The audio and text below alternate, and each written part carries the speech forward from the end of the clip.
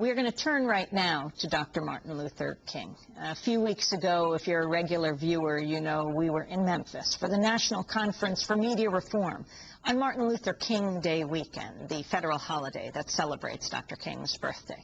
We went to the balcony of the Lorraine Motel in front of room 306, still saw the blood-stained walkway in front of that room where Dr. King died on April 4th, 1968. Was gunned down late in the afternoon. He'd come to Memphis to march with sanitation workers who were trying to organize a union. Dr. King was there. The night before he was killed, it was raining and storming, and hundreds of people gathered to hear Dr. King. He sent Reverend Abernathy. He felt tired. He felt ill, but people were calling out for Dr. King. And so in the thunderstorm, he raced over to the Mason Temple. This is an excerpt of that famous speech he gave the night before he was assassinated. This speech given April 3rd, 1968.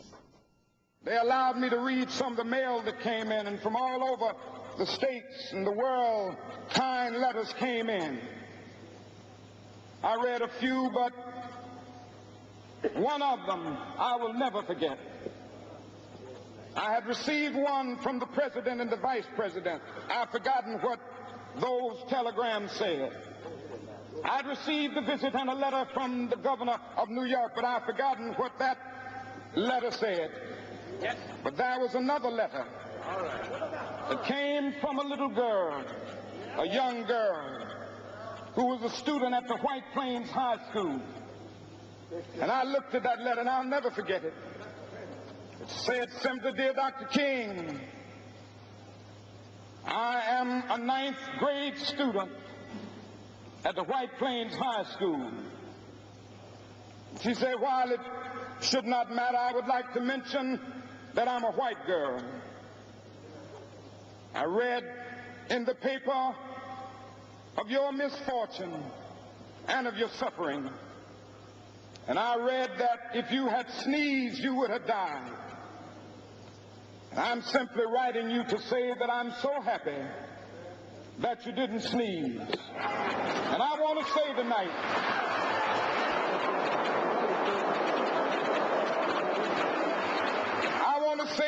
that I too am happy that I didn't sneeze, because if I had sneezed, I wouldn't have been around here in 1960. When students all over the South started sitting in at lunch counters.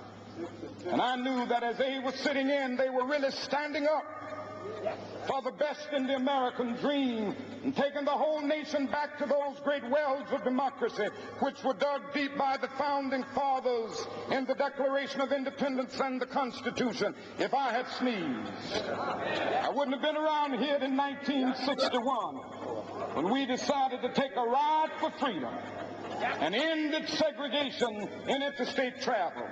If I had sneezed, I wouldn't have been around here in 1962. The Negroes in Albany, Georgia, decided to straighten their backs up. And whenever men and women straighten their backs up, they are going somewhere, because a man can't ride your back unless it is bent. If I had sneezed,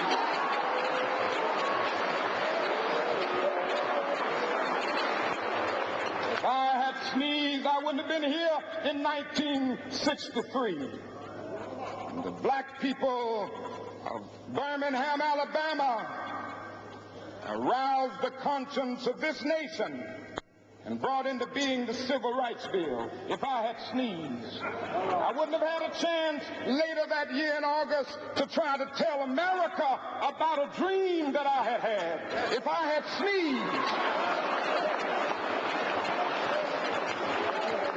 I wouldn't have been down in Selma, Alabama to see the great movement there. If I had sneezed, I wouldn't have been in Memphis to see a community rally around those brothers and sisters who are suffering. I'm so happy that I didn't sneeze. And they were telling me, now it doesn't matter now. It really doesn't matter what happens now. I left Atlanta this morning, and as we got started on the plane, there were 6 of us.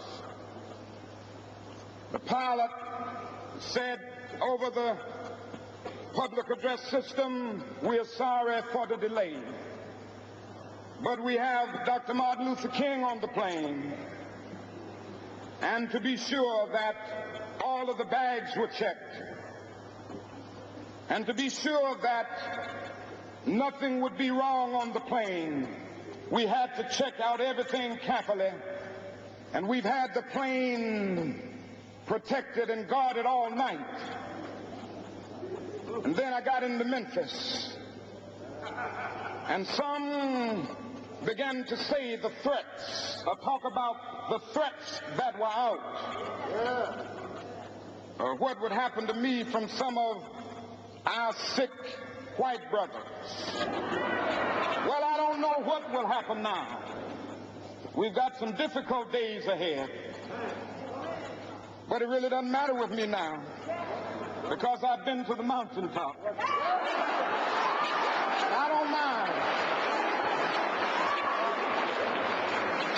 Like anybody, I would like to live a long life. Longevity has its place.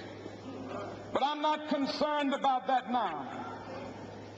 I just want to do God's will. And He's allowed me to go up to the mountain. And I've looked over, and I've seen the promised land. I may not get there with you, but I want you to know tonight that we as a people will get to the promised land.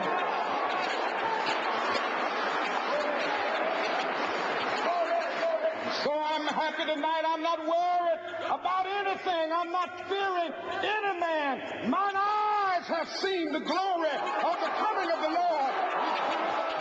Dr. Martin Luther King, April 3rd, 1968, Memphis, Tennessee. Within 24 hours, he was gunned down on the balcony of the Lorraine Motel.